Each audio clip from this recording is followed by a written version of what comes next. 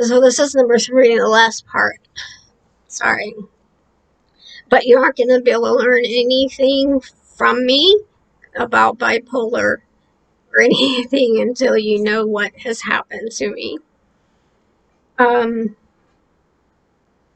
And was entirely unfair. So, um, I send in my email and describe what occurred and waited patiently, professionally. Went to my job, felt very uncomfortable and not safe because the board members do come and go if there's something they're working on, or um, I don't know, maybe he was nutso and would come in and start yelling at me again or something. I mean, the man has a problem, and his wife is not little, but she is just, you know. I'm like, I just kept thinking to myself, I hope he doesn't behave that way at home, because it was just disgusting. And I don't like Emily, but I wouldn't wish for for him to behave that way towards her. You know, she has no mouth. um, so the weekend goes by, and then it's 4 days. I would say Monday or Tuesday, because I thought, well, they're probably investigating, getting all their information, talking, and amongst themselves. So I just went to work and did what I was supposed to do. Was very anxious, unnerved, didn't feel comfortable, but I did my job. And then, but I didn't hear anything. So I asked the president of the board, I said, yeah, I'm kind of wondering when someone's going to talk to me about what happened with Chuck. And she said, well, I haven't figured out how to approach him yet. And when I heard that, I was just like, first of all, that's harassment. It was it was verbal harassment. It was threatening me with my job, and it was the physical gesturing and posturing, leaning in and looming over me, um, and like the scariness in his face. um, and so the proper way to handle those things is you investigate as soon as possible and you get it taken care of. And I mean, I really wasn't sure what they were going to do, but to find out that she hadn't even, and I'm like, oh my God, she's a coward. She is a coward. She is afraid to approach him about this. And so I lost pretty much all respect for her right at that moment. Um, and realized that the person that she portrays is not who um, is going on for real. Um, did you know that some people will praise you and give you gifts and act friendly with you only to keep you where you are, and it's a form of control? and it's not genuine. Well, I learned that just in the last month or so. And now I can trust no one. No one. I'll never trust anyone because it's true. People are plotting behind your back. Okay, and um so nothing's happening with the truck thing. And then crazy um volunteer now staff member. We finally decided to open the shelter to the public, but masks would be required. And that was agreed by the board. And um and then like the next day, the whole board had a cleanup day for this room that was gonna be refinished, and not one of them wore a mask, and they were all like together, and it was anyway. um I started catching on to things that were happening.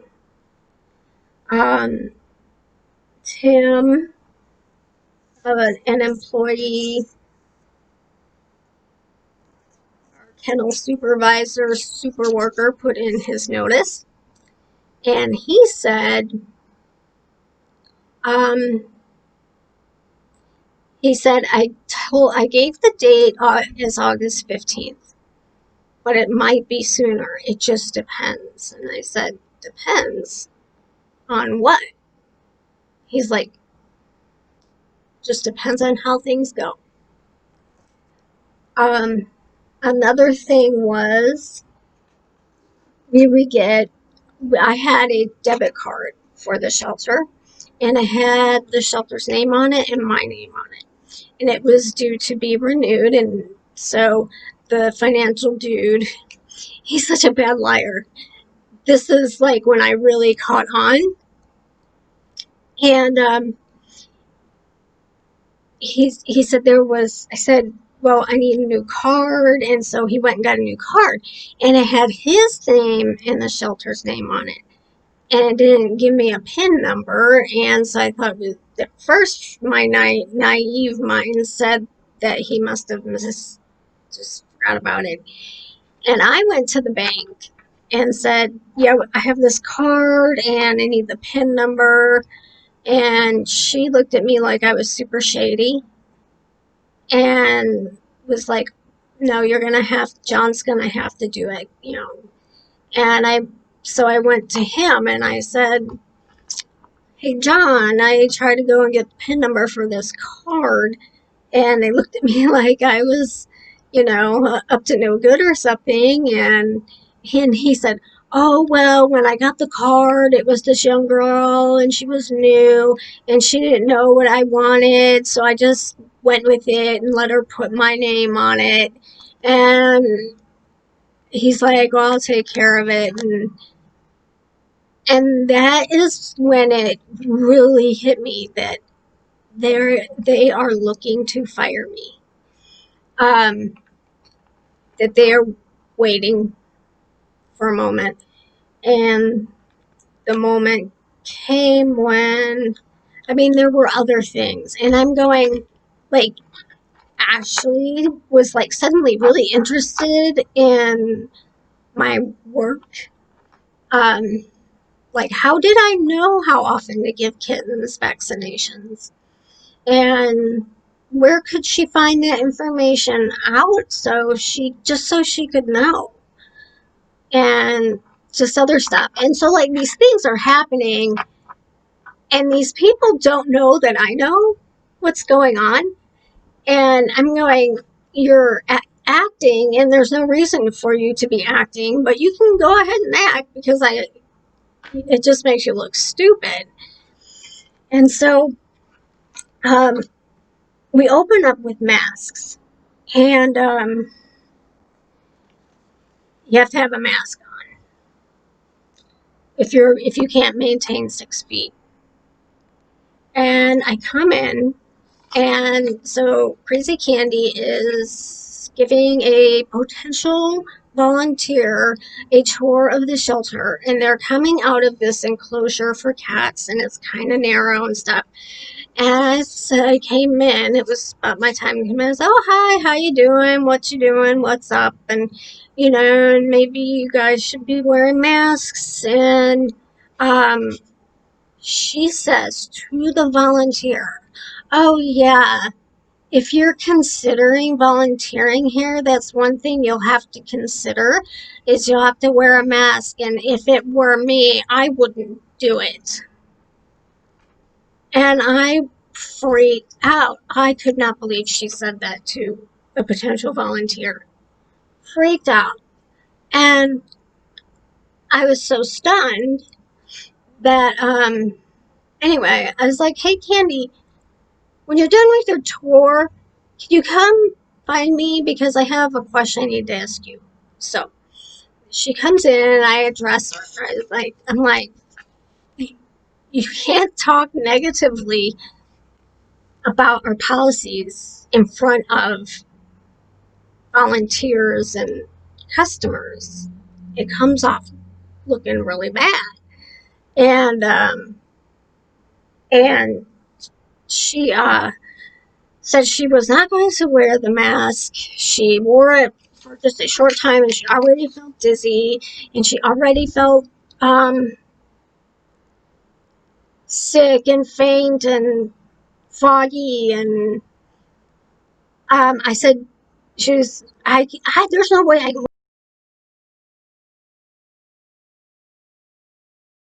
wear this all the time. I said, you don't have to wear it all the time. Just, if you're cleaning cages and stuff and nobody's around, you don't have to wear it. If you're out walking dogs and stuff, you don't have to wear it. And she's like, every time she's trying to come up with this new thing. And I'm like, it doesn't even have to be that mask. Do you have some sort of facial covering, like a handkerchief, anything? I'm trying to help her here. And she's like, no, you don't have a handkerchief or anything at home, which I know she does because she takes pictures of the dogs with them. And she's like, no. And I'm like, well, and she's like, don't you know that you can get sicker wearing the mask than not? And I said, I'm not going to talk the science with you because we're going to disagree. But the policy is, if you can't maintain 6 feet, you have to wear the mask. Policy's policy. It's the bottom line. And she said, well, we'll see about that, and stormed out. And so I texted the president of the board.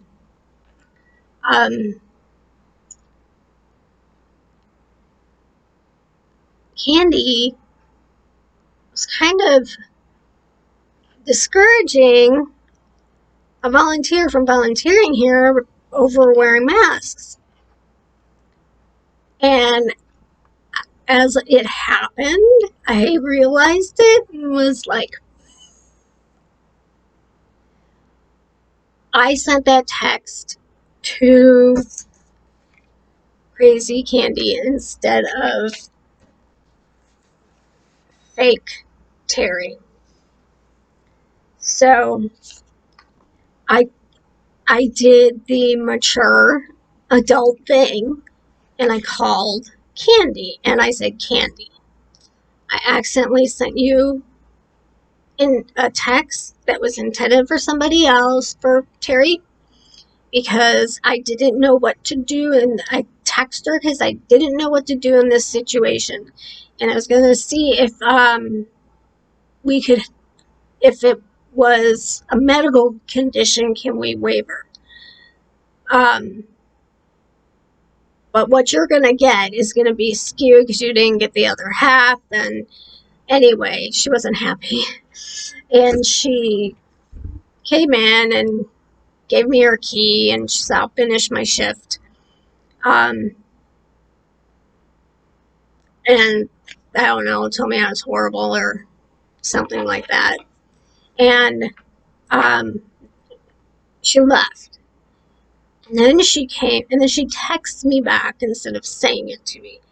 You know,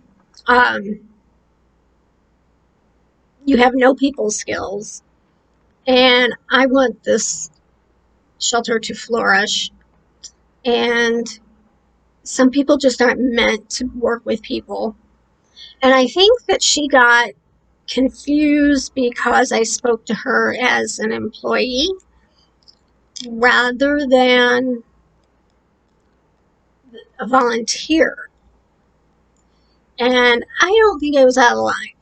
I made the mistake with the texting. Okay. I admitted that. I admit my mistakes, and I do everything I can to resolve them. And you can always count on me for honesty. And I called the president of the board, and I said, Candy quit. And she said, I know. And I could tell by the tone of her voice that I was no longer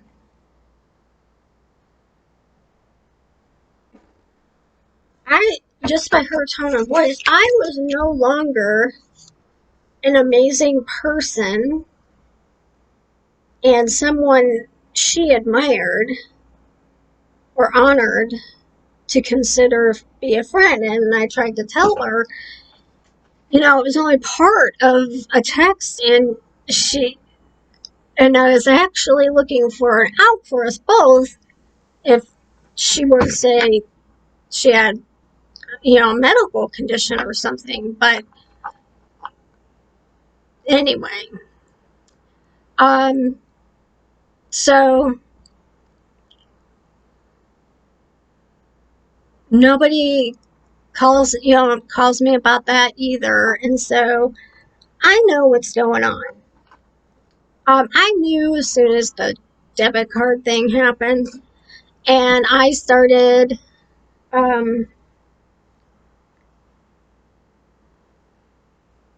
writing my resignation letter and packing my things. And so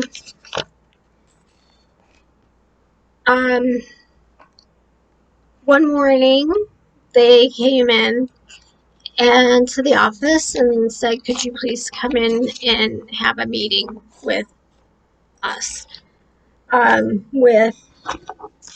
with Terry, who no longer deserves any hearts, asshole Tim,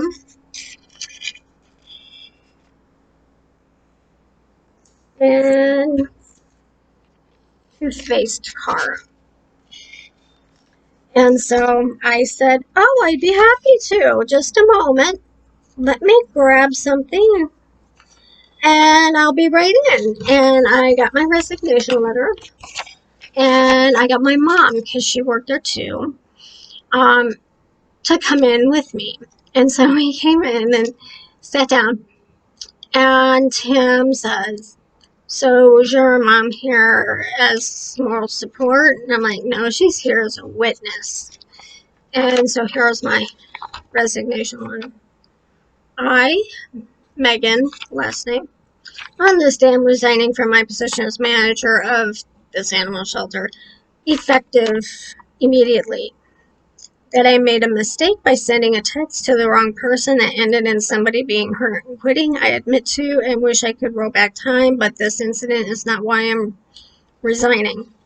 I have been considering resigning since June 19th, 2020, when board member Chuck Jones became extremely hostile toward me after I refused to engage with him because he was yelling at me. I am resigning without notice because I know that as long as Chuck Jalala remains a member of the board and I still work here, my life will be unbearable. It hasn't been just this incident. There have been little things that Chuck has done that have made me uncomfortable and felt intimidating over the years. Not knowing when he might come in and knowing I will inevitably run into him and see him at meetings and events makes me feel very uncomfortable. Just being in the building has been difficult. I was alone in a room against a wall with Chuck yelling, pointing, bending toward me, threatening me with the board. It was very frightening, and I hope no one else has to experience that. I have been with the shelter for 10 years. I have enjoyed working with the animals and finding them good homes. I have found helping people very rewarding, but I am ready to move on. And I know I read that kind of fast because I'm running out of time. And I'm going to tell you in my next video how I'm getting back at them.